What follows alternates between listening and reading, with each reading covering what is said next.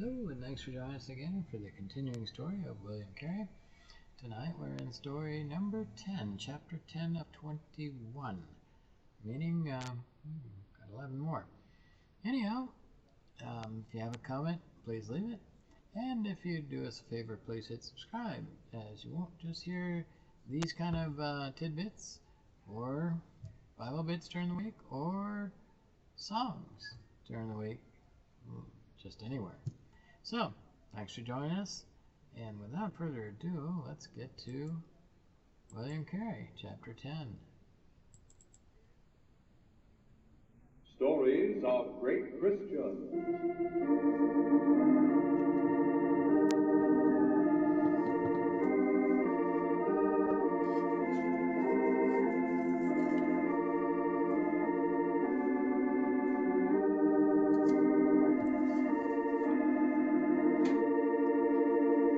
From its radio studios in Chicago, the Moody Bible Institute greets its friends everywhere with Chapter 10 of the transcribed dramatization, William Carey of India.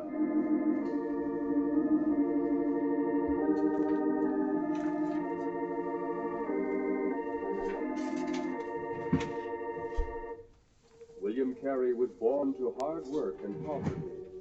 As the son of a humble village weaver, Carey had nothing to look forward to but an undistinguished life and a nameless grave. But when God entered William Carey's life, he changed him from a simple cobbler, a mender of shoes, into the brilliant and resourceful leader of a mighty missionary movement that shook the world.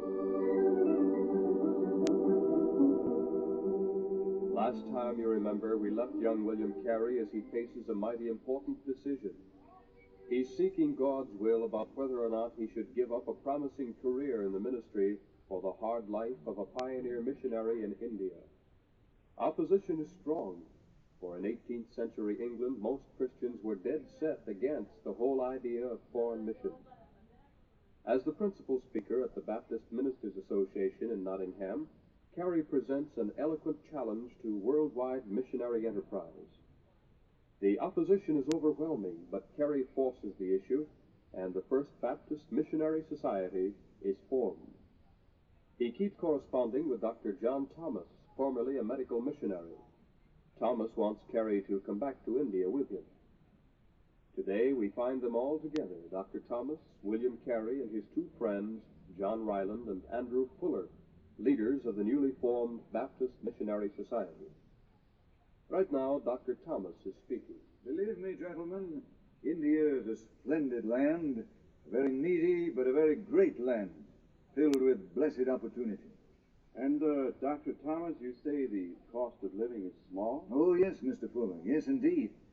For example, a strong, excellent house might easily be purchased at the cost of 16 or 18 shillings. Remarkable. Very remarkable indeed. And how about food? Oh, so very reasonable, Mr. Ryland. Hogs and sheep sell for only a half-crown each. Fowls cost perhaps a penny or two. Penny or two apiece. Did you hear that, Will? Aye, it sounds wonderful. But tell us, Dr. Thomas, what are the opportunities for commerce or farming? Why, I don't understand what that has to do you with... see, Dr. Thomas, Mr. Carey believes that missionaries should be self-supporting as soon after reaching the field as possible. Oh, yes, I see. Well, in my opinion, India's ideally suited for that. There are many opportunities for a missionary to earn his living as a planter, or a teacher, or a printer, still have time to travel around and preach the gospel. Uh-huh. Well, thank you, Dr. Thomas. I think that answers all our questions. Well, John, what do you think? Well, I'm heartily in favor. Sounds like a spiritual gold mine to me. I agree. But it's a deep, dark gold mine, and the question is there anyone bold enough to really explore it? Well, gentlemen, I can't say that I'm very bold, but I'm willing to make the attempt. Of course, we wouldn't expect any final answer tonight. This is much too important for a quick decision. On the contrary, Andrew, I've spent the last 2 months, ever since I heard from Dr. Thomas, just thinking and praying about this matter, so it's no quick decision.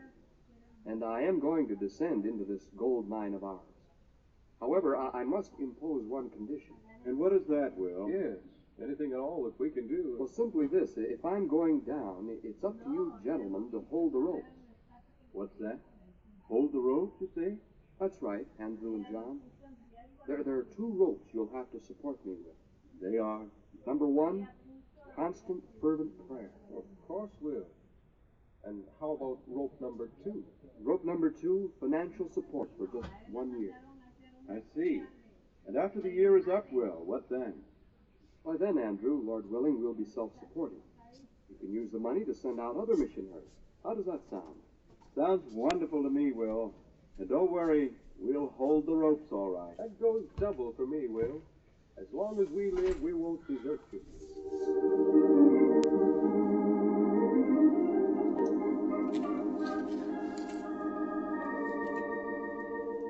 Before breaking up their meeting, it was decided that the two missionaries should sail for India the following spring. Afterward, Will Carey hurried home to break the news to his wife, Dolly. This was one of the hardest things he ever had to do. Tell Dolly that they must take their little family and embark for far-off India. Yes? No, Will. No, I won't hear another word of it. But, Dolly, dearest, all the plans are made. Then unmake them. Change them. You must forget this crazy notion. You don't know what you're asking, Dolly. It's you who don't know what you're asking, Will Carey. If you think for one moment that I'm going off to India with 3 children and another on the way, why, you must be mad. But, Dolly, dearest, I only want to do what... No, Dolly, don't be exciting thyself in thy condition. I will excite myself, Father Carey. I will excite myself if I choose. He can't do this. Dolly, won't you please? Oh, Will, can't ye see the state of thy wife? Why must ye insist on going to India? Can't ye find enough to do in this country? Are there not enough heathen in England without running off to India to find them? Listen, Father. Dolly. Both of you. Listen to me. I'm going to India no matter what you say. And I'm going because it's what God wants me to do. Will, can't you even listen to reason? Aye, shame on thee, Will. Thy wife's right. Have you thought of the hardships there'd be? The long journey by boat? And then, after you're there, have you any notion of the conditions both thee and Dolly would live under? Hated and despised amid a pack of even savages? Father, they're human beings. They're creatures of God. They need the gospel. And still you persist in this mad state. I must, Father. If only you could see it my way. You may do as you like, Will. I'm not going. Dolly, please. Please don't say that. I can't go without you. But yet you would go without thy wife. I must go, Father. Can't you understand? Dolly, if you won't go, I wish you would. But if you won't go, I'll provide for you. You'll not want for food or clothing. And the children, what of them? Felix is 8 years old. I'll take him with me. I'll provide for the needs of the others. Will, are ye content to do this? To hurt thy wife this way? I want her to come with me. I'll never come, Will. Never. And neither will the children. Willard, this means breaking up with thy family. Does that mean nothing to ye? There's only one thing in the world that means more to me, and that's doing the will of God. I wish ye could pray about this further, Will. It's past all that, Father. There's no doubt in my mind what I must do. All right, Will. We've done the best we could. I think you're wrong, bitterly wrong. But I know you're doing this in all sincerity. Thank you, Father. I'll be going now, Will. Good night, Father. Good night, Will. And may God help thee.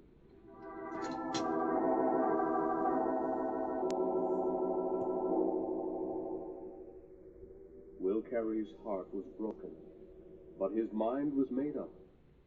He had offered a solemn promise to God, and no matter what it cost him in personal happiness and peace of mind, he would never go back on it. His next big problem was financial. He needed money both for the long journey and for their living after they arrived. This meant getting the help of a great many churches and wealthy Christian laymen.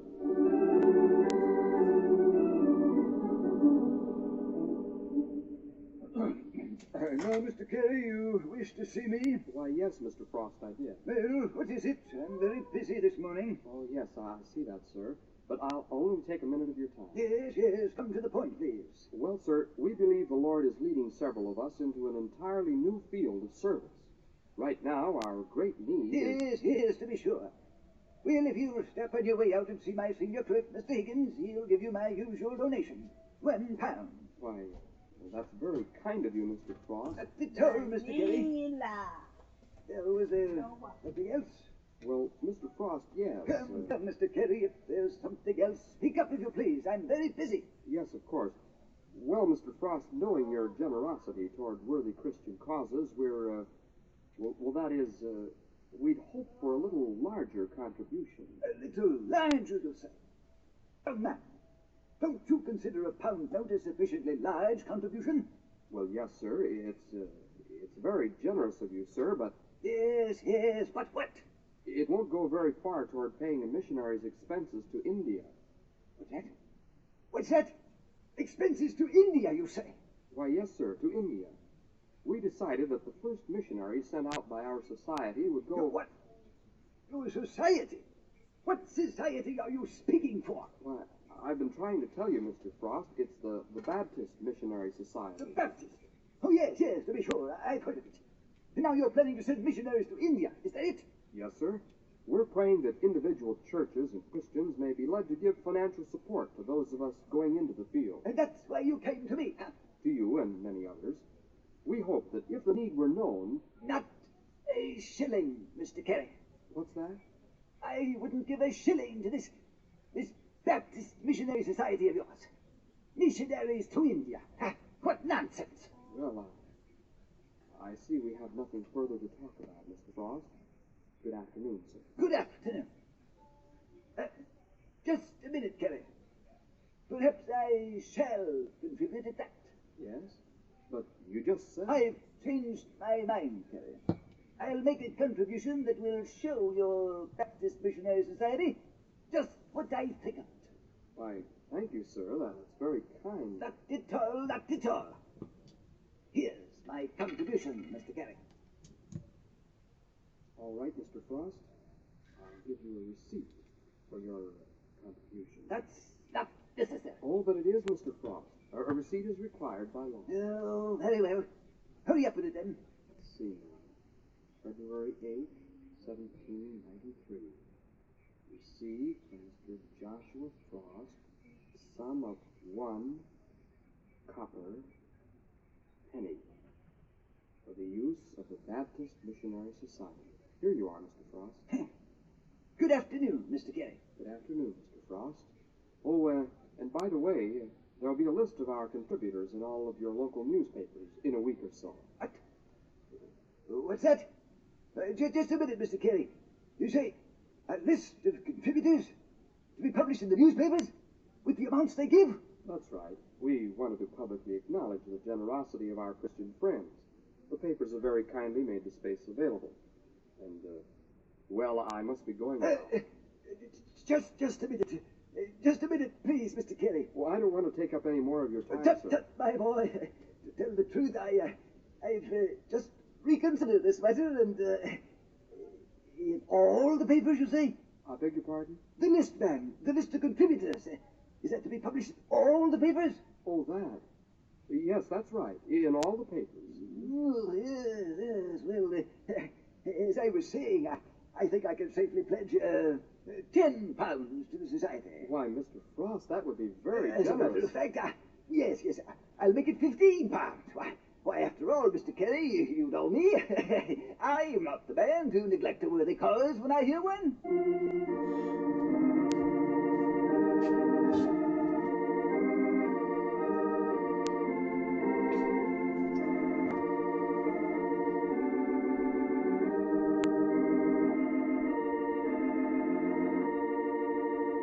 And so we conclude Chapter 10 of William Carey of India. We are presenting another in the transcribed series of Stories of Great Christians, which come to you from the radio studios of the Moody Bible Institute in Chicago.